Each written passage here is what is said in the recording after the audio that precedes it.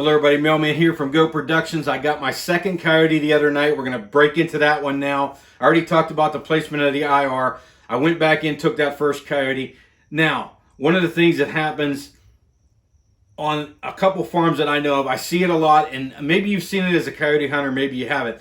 But these coyotes, these young coyotes especially, will get out there in the field and they'll start to hunt, and they'll be out there chasing crickets and grasshoppers.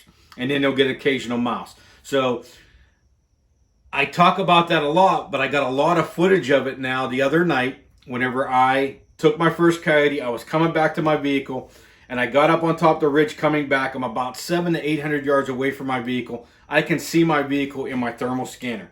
So I'm looking out, and I see a lone coyote out there feeding. No calling anything. I did a little bit of calling up on top, but that coyote is out there just feeding. So I'm watching it, and I'm marking it. So now you get into a stalking of a coyote situation. I'm going to show you the first look at it here. I got a lot of video of this coyote as it fed because it was in an area that I couldn't shoot.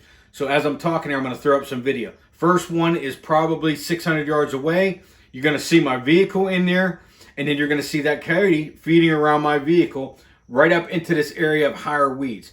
Now, in the thermal, it's going to look a little bit different. I don't have any recordings of that because the OTS handheld units, this one does not record. We have another one that does record. But what you'll see is you're going to see that coyote coming up out of those weeds feeding. And what he's doing is grabbing those grasshoppers, grabbing those crickets, getting in those high weeds, and they're feeding in an area, and they're working an area, they're working a specific field where they know those insects are. So I moved down to an area where there's some trees. I marked some trees. I get down to that area, and it's a little bit elevated. Now I'm looking at that coyote again in that field, getting some actual footage of this coyote coming up out and eating. I'm going to throw that up there. Now, what you may see or may not see is there's some buildings in the background. I cannot shoot at this coyote, but it's an opportunity for me to get footage for you of what I see out there often this time of year when those insects populations are at their peak. It's a smorgasbord. It's a buffet for these coyotes, and they're coming in there and eating. You could sit there and say, call them in. Sometimes you can't call them away. They're distracted easily. I'll call coyotes sometime, and I'll get them to come toward me, and then they get distracted, and they start feeding again. So this coyote's out there feeding, moves up toward another area. I move in amongst the cattle, and I'm looking at this coyote, and I get some great footage, nice close-up. This coyote will look at me, but you'll see it going after those insects, going after mice in that area.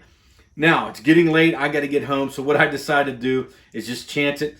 And I actually shined a light a little bit and spooked this coyote. It took off down toward my vehicle, and I wanted to make a loop. A lot of times, man, they don't know exactly what it is. They go off into an area and they start to feed again. Hogs are the same way.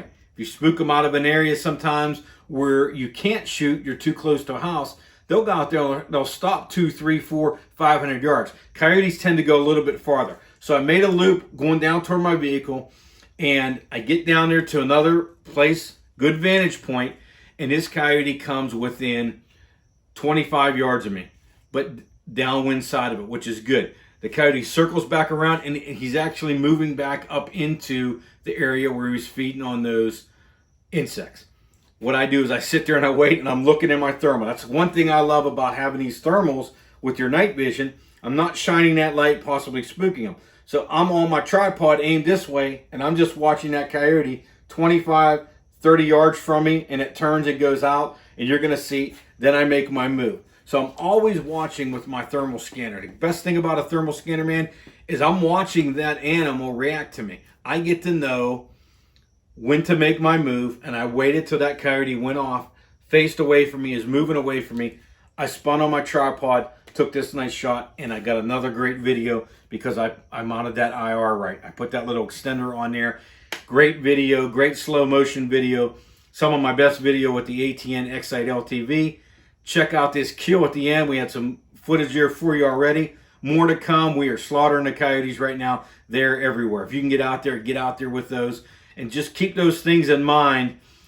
Thermal scanner, where you mount your IR, you're going to get some great videos with your ATN products. Stay tuned for more.